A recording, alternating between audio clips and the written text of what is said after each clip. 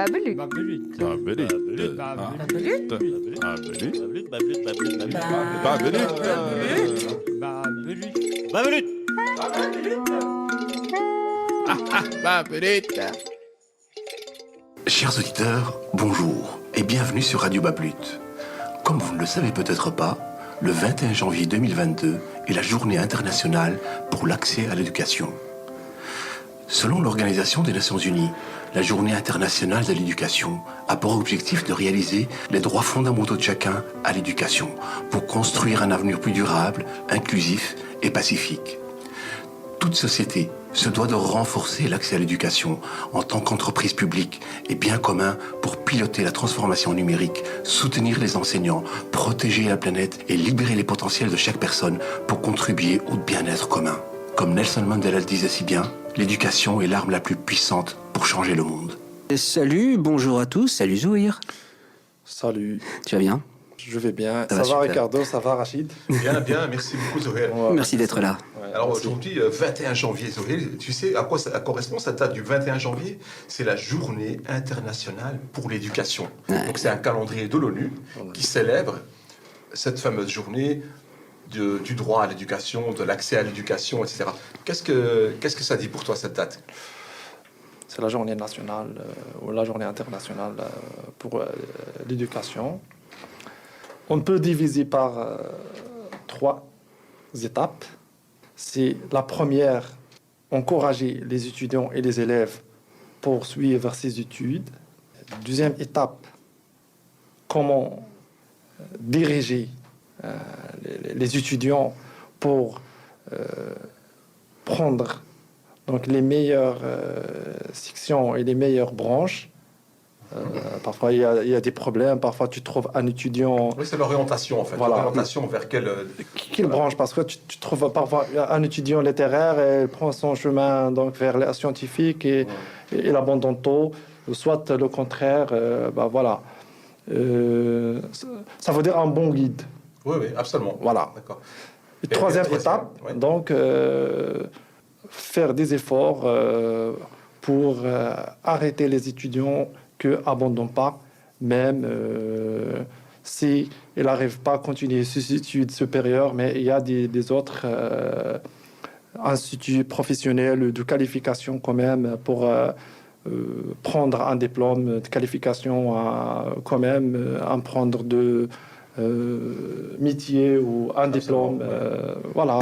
Merci Ricardo. Merci. Je vous souhaite pour la fin après-midi et merci à tous. Merci merci Zouhir. pour ton Et nous avons avec nous la chance d'avoir une prof d'anglais qui est là et je suis honoré de la présenter, Nesrine. Bonjour Nesrine.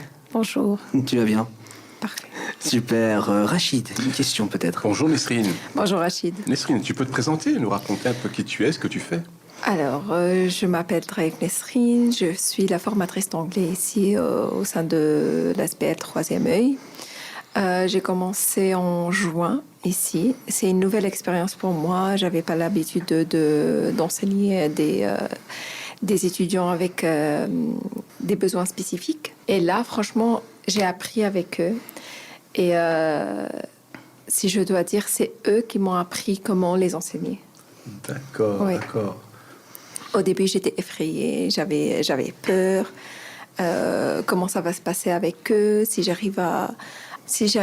vais arriver à bien leur enseigner, à bien leur transmettre l'information. Comment ça va se passer? Est-ce qu'ils vont m'accepter ou pas?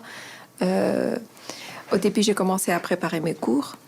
Et après, une fois avec eux, franchement, c'était une belle surprise. On m'a accueilli les bras ouverts. À chaque fois, ils me font des remarques. On préfère comme ça, tu dois faire comme ça. Et franchement, j'ai appris avec eux. C'est eux qui m'ont appris comment les enseigner. Quoi. En quoi tu es le plus étonné? Que tu es surpris par rapport à ça? Tu dis, tiens, je ne pensais pas que, par exemple, leur mémoire, je parle de leur compréhension, je Vraiment. parle de tout. Donc, qu'est-ce qui t'a étonné le plus chez eux? La première chose, c'est la volonté. Ah. La volonté qu'ils ont pour apprendre. L'amour d'apprendre, la volonté d'apprendre, on dirait que c'est un défi contre eux-mêmes, en fait. Magnifique. Et franchement, j'étais étonnée, j'étais agréablement surprise par rapport à ça, malgré leurs difficultés, malgré leurs problèmes de santé. Des fois, c'est pas vraiment évident, ils n'arrivent pas à suivre toutes les séances, tous les cours en présentiel. Ils font le maximum pour suivre en présentiel, sinon par vidéoconférence. Et la deuxième chose, c'est leur capacité de retenir les choses. C'est impressionnant. J'étais vraiment impressionnant. Ouais. En termes de, si tu devais comparer en termes, on va dire, avec des étudiants classiques, des étudiants ici, par exemple, de la SBL, le troisième œil, où tu donnes des cours d'anglais. Oui. Est-ce que tu as, par exemple, dans l'apprentissage, Oui. est-ce que, en termes d'efficacité, rapidité, etc., est-ce que c'est pareil? Ou en termes Non. d'enthousiasme, je vois que déjà que c'est bien L'enthousiasme, intéressant. ça n'a rien à voir. Franchement, les membres de l'SBL ici, ils ont beaucoup plus d'enthousiasme que les étudiants normaux. Je pense que ça dépend de l'âge aussi. C'est des gens matures et ils savent ce qu'ils veulent. Et ils savent qu'ils ont des difficultés et ils veulent surmonter ça. Je pense que c'est un défi pour eux d'apprendre et des fois je sens qu'ils sont assoiffés d'apprendre et je vois des fois ils ont vraiment ils ont des difficultés pour apprendre et malgré ça ils continuent et ils n'arrêtent pas de dire donnez-moi ça, essayez ça avec moi et franchement ça me touche et ça me donne envie de continuer avec eux, de me donner à fond, de leur aider pour qu'ils arrivent à apprendre la langue, à s'améliorer au fur et à mesure. Mais au niveau de l'apprentissage, certes que c'est plus lent avec les membres. Pourquoi? Parce que ils voient pas. Donc Oui. pour eux, c'est pas comme essentiellement de la mémoire, de exactement. l'audition. Exactement. Et c'est pour ça, ce qu'on a fait, et ce qu'ils m'ont dit de faire, c'est on a un groupe WhatsApp et à chaque fois après le cours normal, donc on suit le cours et c'est la plupart de la séance ça se passe à l'oral. Donc s'il y a une image, je décris l'image et je dis voilà par exemple un exercice. Donc on va écouter par exemple 4 personnes qui vont parler de ça. Ou bien non, je dis il y a 4 personnes qui vont parler et on a 4 images par exemple. Et vous devez me dire chaque personne, elle parle de quelle image.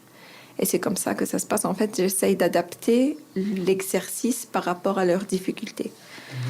Et franchement, jusqu'à maintenant, ça marche trop bien. Et après la fin du cours, je fais comme un résumé. Tout ce qu'on a vu pendant le cours, je fais sur WhatsApp.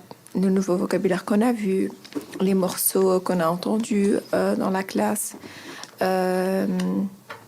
Tu fais écouter de la musique, c'est ça que tu dis? Donc les morceaux, c'est ça? Non, les morceaux, c'est des gens qui parlent, c'est le listening. Ah d'accord, oui, d'accord. Oui. Ok. Ouais. Et comme ça, eux aussi, ils s'habituent à la prononciation des autres gens et ils s'entraînent en fait, puisqu'ils n'ont pas la vue. Donc, ils n'arrivent pas à lire, à voir comment ça s'écrit et tout. Pourtant, à chaque fois qu'on voit un nouveau mot, je dis, voilà, ça s'écrit comme ça, comme ça, comme ça. Et à chaque fois, au début de la séance, on fait une révision de ce qu'on a vu la dernière séance. Et je regarde avec eux l'orthographe de chaque mot, de chaque nouveau mot qu'on a vu. Et on fait ça au tour de rôle pour voir. Mais voilà, en fait, après, ils ont au moins ça pour réviser. Puisque pour les aveugles qui n'ont pas la sensibilité de lire le braille et qui sont aveugles, donc ils sont pas malvoyants, donc on peut pas leur donner ni de cours adaptés agrandis, ni le cours en braille. Donc je leur donne le cours en version informatique. En audio, comme ça. c'est ça? Non, en Word. En Word. Et eux, sur leur ordinateur, ils révisent comme ça. Waouh, ok. Donc, j'enlève tous les images. C'est un truc adapté à eux. Pour les aveugles qui ont une sensibilité, qu'ils arrivent à lire le braille, ils lisent le braille. Donc, ils ont le livre sans les images en braille. Et pour ceux qui sont malvoyants... Excusez-moi, j'avais une question. Est-ce qu'on peut apprendre une langue étrangère, par exemple, à une personne sourde? Oui, j'avais une personne sourde avec moi. Et franchement, c'est une nouvelle expérience pour moi Oui, aussi. C'était vraiment intéressant. Et en fait, son bête noire à la fille, c'était la partie listening.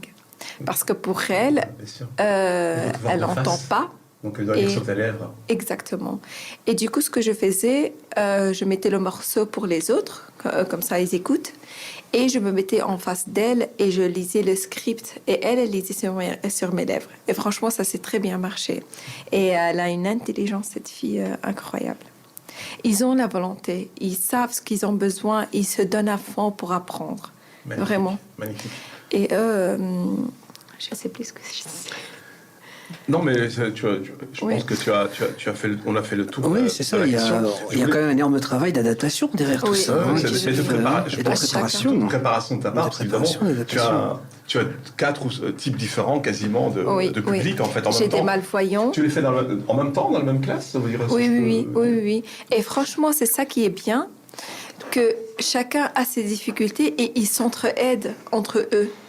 Donc, par exemple, le malvoyant, ben, il a plus de facilité par rapport à un aveugle.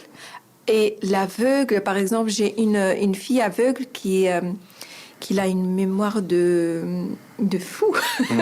Elle retient et du coup, elle aide le malvoyant. Donc, D'accord. chacun a ses difficultés, mais ils s'entraident Ils entre s'entraident. eux.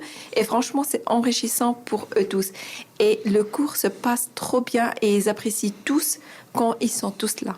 D'accord, oui. Il y a d'émulation en fait entre les gens. Dis-moi, tu sais que le 24 janvier, c'est la journée internationale pour l'éducation. C'est le calendrier de Oui. l'ONU, hein, bien sûr. Qu'est-ce que cette journée te dit ou te raconte? En fait, il faut qu'on se rappelle, c'est comme un rappel qu'on doit jamais abandonner, qu'il faut toujours faire le maximum pour apprendre, qu'il faut pas s'arrêter par rapport aux difficultés qu'on a. Si eux, ils sont par exemple malvoyants ou aveugles, il faut jamais baisser les bras, il faut toujours aller vers l'avant pour apprendre. Il faut avoir la soif d'apprendre en Ouais. fait. C'est ma source d'inspiration, on va dire, les membres. Franchement, quand je les vois, ils sont joyeux, ils rigolent tout le temps et ça m'apprend. Enfin, j'apprends eux des leçons chaque jour. Super. Je me dis, ils viennent avec cette joie de vivre, cette bonne humeur. Pourtant, chacun a ses problèmes, quoi, les problèmes de santé, parce que la plupart, ils sont pas surtout malvoyants, ils ont d'autres problèmes de santé.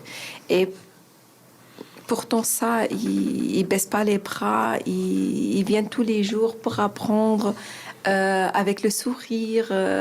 Franchement, c'est impressionnant. Est-ce que tu aurais eu ces mêmes émotions avec un public ordinaire? Non, c'est différent. Et en termes de plaisir, est-ce que tu as plus de plaisir à enseigner à des gens Franchement, différents? oui, ça n'a rien à voir. Tu, Ça n'a rien- tu pourrais y Pourtant- retourner à donner cours à des étudiants de type normal, hein, qui n'ont pas de Franchement, au déficience? début, je me suis posé plein de questions. J'étais effrayée au début. Même la présidente de l'ASBL, elle m'a dit, Nesrine, on va t'aider. Tu dois pas avoir peur, mais je sais, c'est différent. Moi, j'avais peur de moi-même, en fait. J'avais peur que je réussis pas.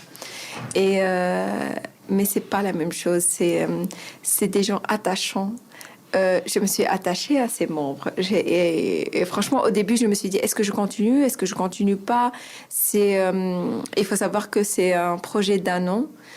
Donc, c'est comme un projet d'essayage. C'est Un pilote, Oui, un projet pilote. exactement. C'est pour ça. Et on attend avec impatience qu'on a le OK. Mais franchement, si c'est d'accord pour eux, moi, je resterai ici. Super. Dis-moi, est-ce que toi, tu penses qu'en Belgique, on en fait assez en termes d'éducation et d'accès à l'éducation, par exemple? Non, pas du tout. pour Pas les du tout. personnes. Franchement, j'étais choquée que dans un pays européen, quand même, il n'y a pas un endroit pour les gens avec des besoins spécifiques pour apprendre une langue.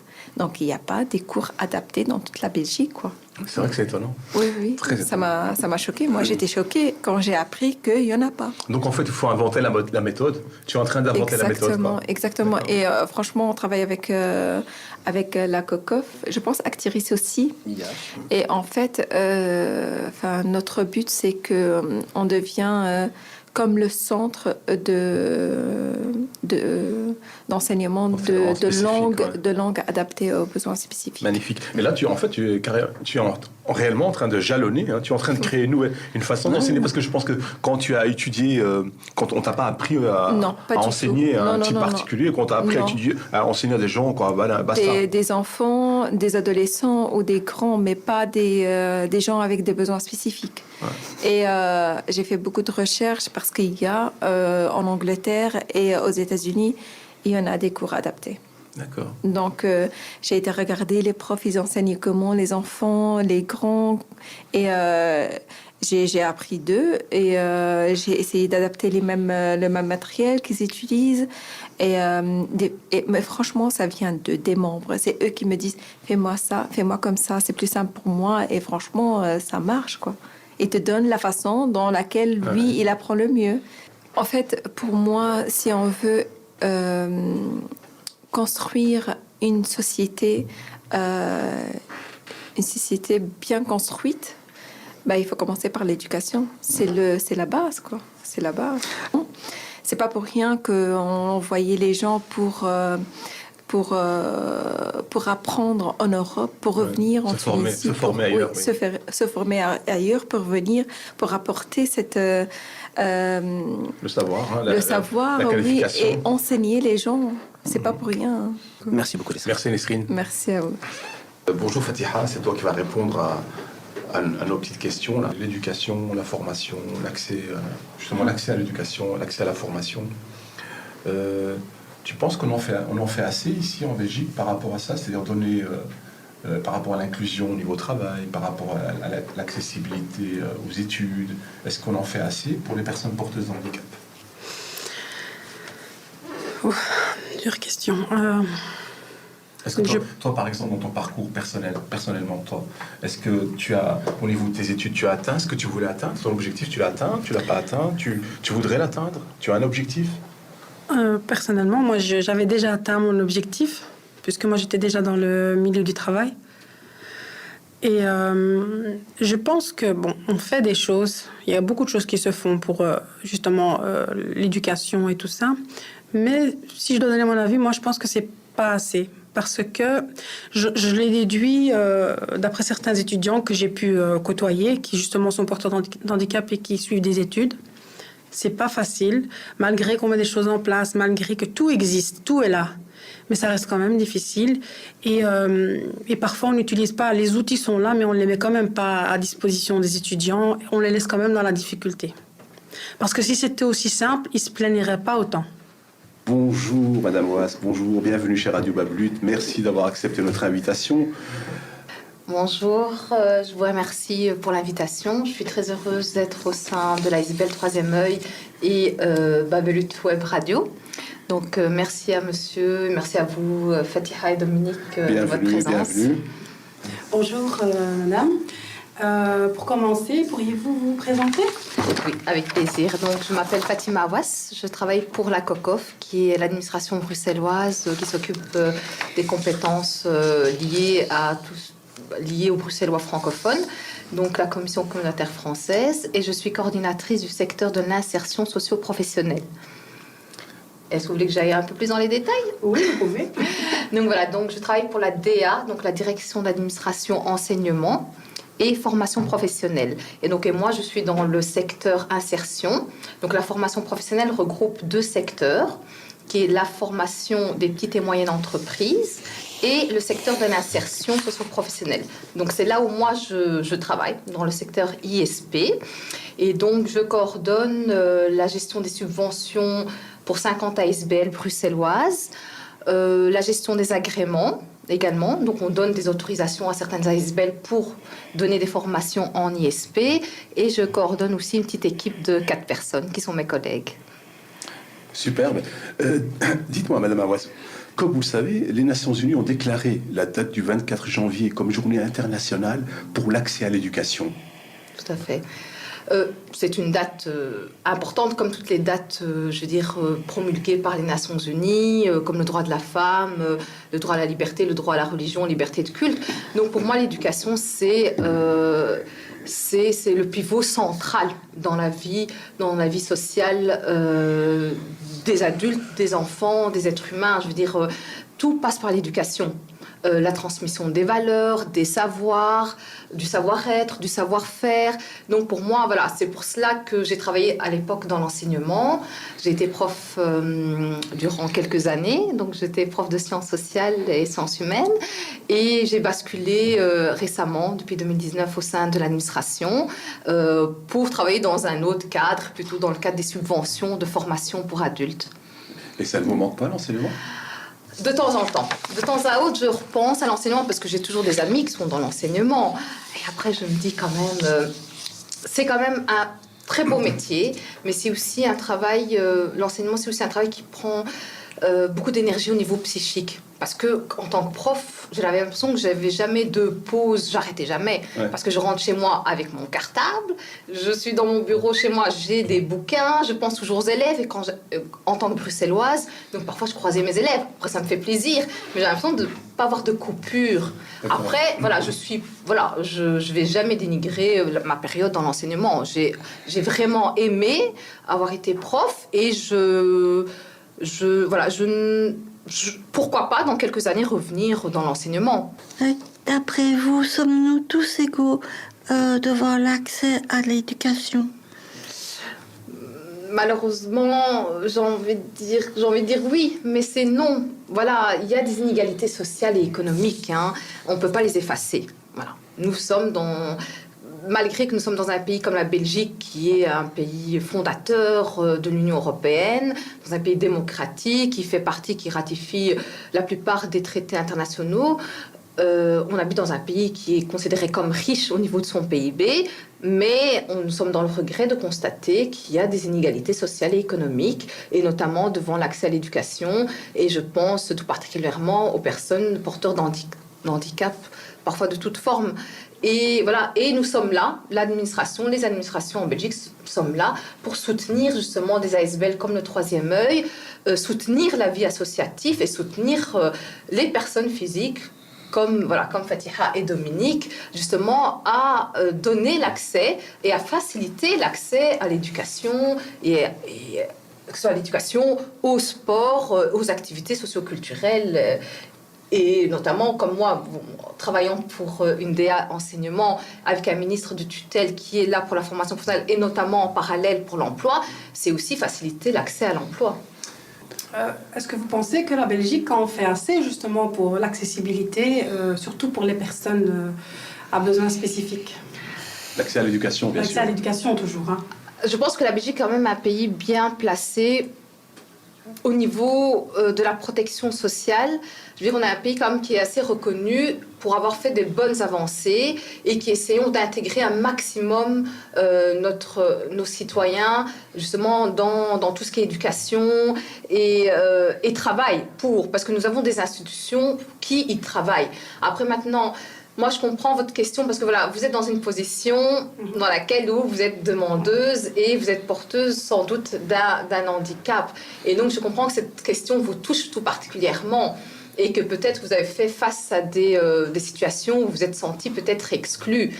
Mais voilà, moi, d'observation en tant que représentante d'une administration bruxelloise, je vois qu'il y a des avancées. Peut-être pas assez vite à votre goût, mais en tout cas, il y a des avancées et Voilà, et le travail que nous faisons maintenant actuellement, voilà, ça me permet moi aussi de pouvoir de relier vos demandes citoyennes à notre cabinet de tutelle, le ministre Claire Failly par exemple, et à nos collègues de cohésion sociale, nos collègues du phare.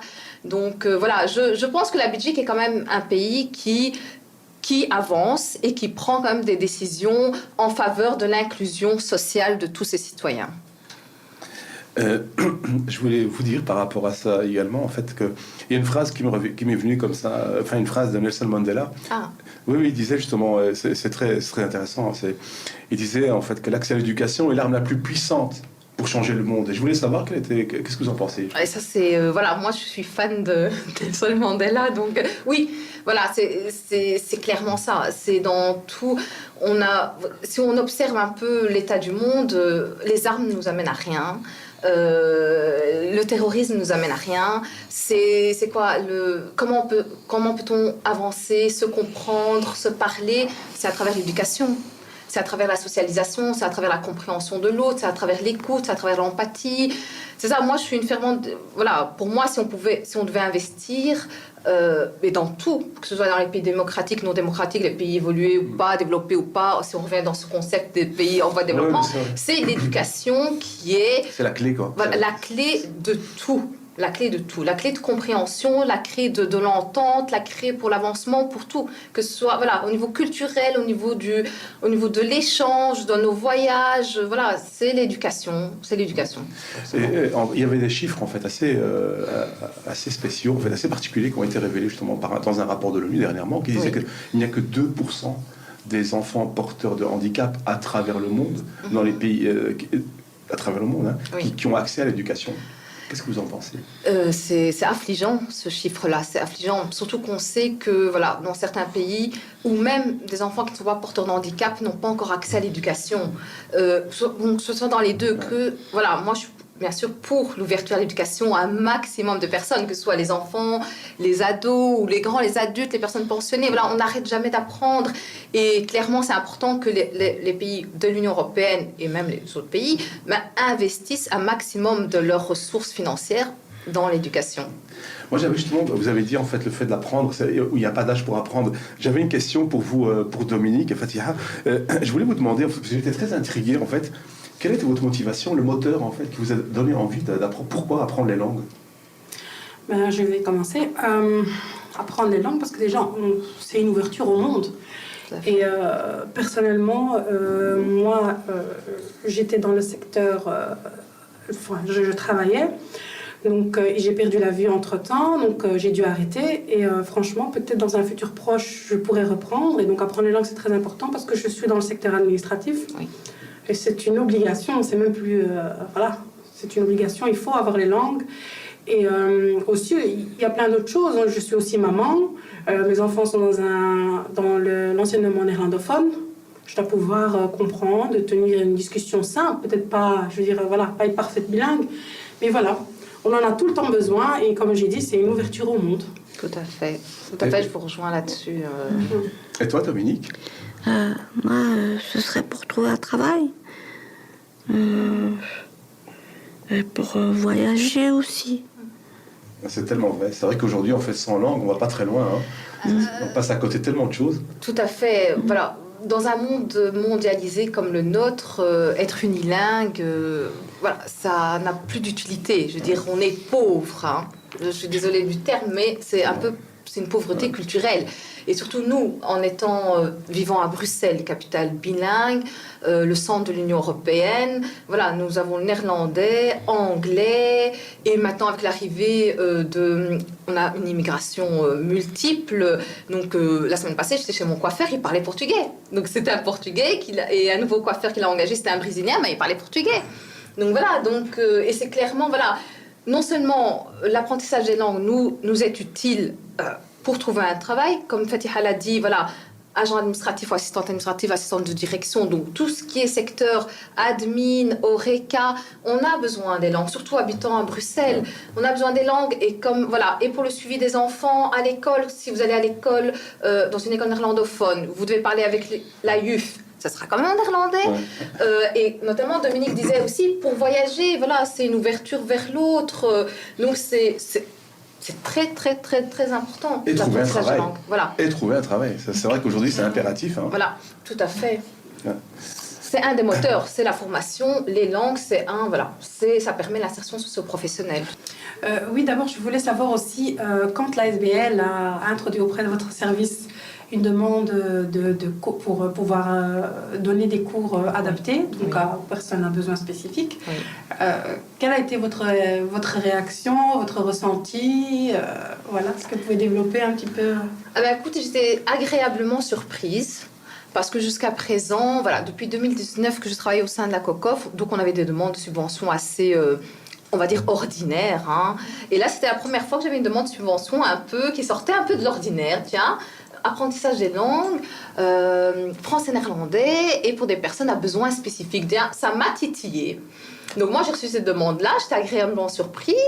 J'ai vu, parce qu'on a une application Subassos, donc j'ai vu que le troisième œil était soutenu par Cohésion sociale et le phare. Donc j'ai fait un peu mes petites recherches internes. Ensuite, j'ai contacté le cabinet de tutelle, qui est le cabinet Claire Failly. Je dis, on a une demande de subvention qui a l'air intéressante, qui sort un peu de l'ordinaire. Qu'en pensez-vous ? Tiens, j'ai eu la budgétaire au téléphone, Marie Astrid, qui me dit tiens, pas mal, creuse un peu, et si ça tient la route, si c'est intéressant, pourquoi pas la subventionner. Et d'où ma rencontre avec Madame Jabour. Donc, j'avais téléphoné à Madame Jabour, je lui ai dit, écoutez, votre demande de subvention nous intéresse le cabinet de tutelle, et j'aimerais bien vous rencontrer et visiter l'ASBL Troisième Œil. C'est comme ça que je me suis retrouvée l'année passée dans les locaux du Troisième Œil. J'avais rencontré Madame Jabour et Monsieur... Alexandre. Voilà, Alexandre. Voilà, on avait fait la visite. Donc, j'avais vu le parc informatique, le local Babeltut. Oui, c'est le psychologue, en fait. Oui. Voilà, en neurosciences, je crois. Oui, c'est ça, oui. Et donc, voilà, et j'ai vu les appareils que l'ASBL a dû se doter pour pouvoir aider les étudiants à l'école supérieure, aller te faire passer des syllabes... je dirais écrit, on va dire, dans notre norme en braille. Donc voilà, tous les logiciels d'adaptation. Donc j'étais assez agréablement surprise. Et franchement, nous sommes vraiment contents, le cabinet et nous, l'administration, de soutenir un projet comme ça innovant. Parce que là, on peut dire que c'est un projet innovant. Comment imaginez-vous le déroulement de ces cours ? Moi, j'imagine beaucoup de créativité. Parce que quand on fait face justement à un public avec des besoins spécifiques, donc je me dis, les formatrices ou les formateurs font appel justement à beaucoup de créativité. Et aussi font appel aussi à la motivation des apprenants. Hein, parce que j'imagine bien que si des personnes déjà... En mode insertion, qui souhaitent apprendre des langues pour s'intégrer, pour lutter contre l'exclusion et qui viennent jusqu'à une ASBL pour suivre des langues, j'imagine que la motivation doit être extrême. Et donc, les formateurs, formatrices doivent faire aussi appel à à cette nourriture de motivation pour construire un cours. Donc j'imagine que ce cours doit être hyper créatif et aussi faire appel à des logiciels spécifiques pour pouvoir donner ces cours-là. Et je voudrais vous ajouter aussi que pour nous, c'est une victoire que vous aviez pu nous accorder des cours comme ça adaptés. Parce que nous, on est dans l'attente on est demandeurs surtout depuis 2009-2010. Oui. Donc ça fait déjà... Moi, je suis dans l'attente depuis de longues années. Et je dois dire que c'est une vraie victoire. Mes félicitations. Voilà. Et je suis vraiment contente et j'ai hâte un jour de pouvoir assister à un de ces cours. Et voilà. Donc nous, en tant qu'administration, clairement, nous sommes là pour aider les ASBL, porteurs de projets innovants, qui sont prêts justement à aider nos citoyens bruxellois à s'intégrer, à s'insérer, à trouver de l'emploi ou même lutter contre simplement l'exclusion, tout simplement pouvoir se dire être autonome, dire je peux me rendre dans un magasin et s'il y a une vendeuse qui me parle en néerlandais, pouvoir lui répondre sans honte ni quoi que ce soit. Donc voilà. Et maintenant, comme vous le savez, le nerf de la guerre, c'est un peu l'argent, donc toujours, hein, hélas. Voilà, hélas. Et donc ça dépend de la limite budgétaire. Maintenant, ce projet-là est en cours jusqu'à juin 2022 et et nous espérons avoir assez de budget pour pouvoir prolonger ces cours de langue. Croisons les doigts. Dis-moi, Fatiha, justement, je voulais te poser une question. Toi, tu as déjà eu des cours de langue au sens classique, on va dire, dans un apprentissage normal. Tu peux nous dire un peu, c'est quoi la différence ? Écoutez, moi j'ai eu des cours on va dire classiques, en cours du soir, etc. Donc quand j'étais encore voyante. Et donc, c'est très différent. Ça n'a rien à voir. Parce que chacun a ses besoins, chacun a sa difficulté, chacun a ses facilités, chacun a sa manière d'apprendre, on ne peut pas aller plus vite que ce qu'on peut. Donc, le fait d'être diminué surtout de la vue, on ne peut pas lire, on ne peut pas voir les images. Ça reste très compliqué. Et donc, justement, moi je trouve que c'est le parcours du combattant en vrai. Donc, mais on ne baisse pas les bras, on le fait quand même. Et quand justement on a de bons profs surtout, parce que c'est ça qui est le plus important, je dois dire que nos profs, ils s'adaptent bien, ils font en sorte que, voilà, quand ils voient qu'on a besoin d'un support audio, ben, ils vont le faire, ils vont nous décrire les images. Par exemple, si je vais dans un cours traditionnel, ça c'est clair et net que la prof, elle va pas prendre le temps de me décrire l'image, hein, avec les syllabus, tous les gros livres là, qu'on reçoit. Voilà quoi, donc c'est vraiment... je veux dire que ça, c'est pas facile ni pour nous, ni pour les profs, parce qu'ils doivent beaucoup s'adapter. Et je suis très, très, très, très étonnée on va dire que depuis septembre jusqu'à maintenant, il y a une grosse évolution, même au niveau des profs, ils se sont adaptés de plus en plus. Et toi, Dominique, est-ce que tu as tenté d'apprendre des langues étrangères avant cette proposition de l'ASBL, non? Un peu à l'école, le néerlandais, mais autrement, pas vraiment. J'ai pas encore eu l'occasion. Et là, tu sens une évolution, c'est-à-dire en termes d'apprentissage? Oui. Moi, je dois dire que j'étais assez surpris parce que j'ai demandé, et j'ai rencontré une des professeurs, Madame Nisséine, et je lui dis, alors j'étais très intrigué, je lui dis, vous avez elle m'a dit oui, qu'elle a des malentendants. Je dis, mais excuse-moi, Nisséine, mais comment tu fais avec des personnes malentendantes? Je dis, j'arrive pas à imaginer comment tu peux donner cours et apprendre des langues avec parce qu'il y a une question de niveau, une question tu entends pas le son, la sonorité, etc. Elle me dit comme ça, elle me dit c'est très simple, tu sais. Elle me dit moi, c'est la personne qui m'a appris. Elle me dit, oui, elle me dit s'il te plaît, quand tu dis les mots, tu te mets bien face à moi et tu articules bien et tu enlèves ton masque. Ah oui, ça c'est incroyable quoi, c'est incroyable vraiment. Donc c'est vrai que les professeurs, les enseignants, on va dire en fait sont eux-mêmes, même après en fait en vérité, sont eux-mêmes les premiers apprenants avec leurs étudiants, quoi. Je trouve ça assez extraordinaire. Donc ils se nourrissent entre eux en fait. Écoutez, moi je vous souhaite beaucoup de succès et je suis vraiment très très très heureuse de vous avoir rencontré et je vous souhaite une bonne continuation. Continuez, ne lâchez pas. Nous sommes conscients ici au sein de l'administration et en général que clairement les personnes à porteurs qui ont des besoins spécifiques redoublent d'efforts. Clairement, vous avez un manque et vous essayez de le combler à tout prix. Et donc, comme vous venez de le dire, vous devez mettre plus d'efforts à comprendre un mot ou à visualiser ou à vraiment à prêter l'oreille. Donc, vous devez développer d'autres sens. Et c'est tout à votre honneur. Hein. Donc, super. En tout cas, merci beaucoup. On a été vraiment ravis de vous recevoir, de vous accueillir parmi les invités. Vraiment, c'était très agréable. Vous nous avez appris beaucoup de choses. Et on espère vraiment que cette émission aura appris aussi des choses sur nous, hein, sur la SBL et sur la radio Babluit, évidemment. Tout à fait. Merci beaucoup. Merci Rachid, Fatiha, Dominique. De rien, merci à vous. Merci beaucoup. Que retenir de cette émission? Pour reprendre cette belle phrase attribuée à Abraham Lincoln, président des États-Unis de 1860 à 1865. Si vous trouvez que l'éducation coûte cher, essayez l'ignorance.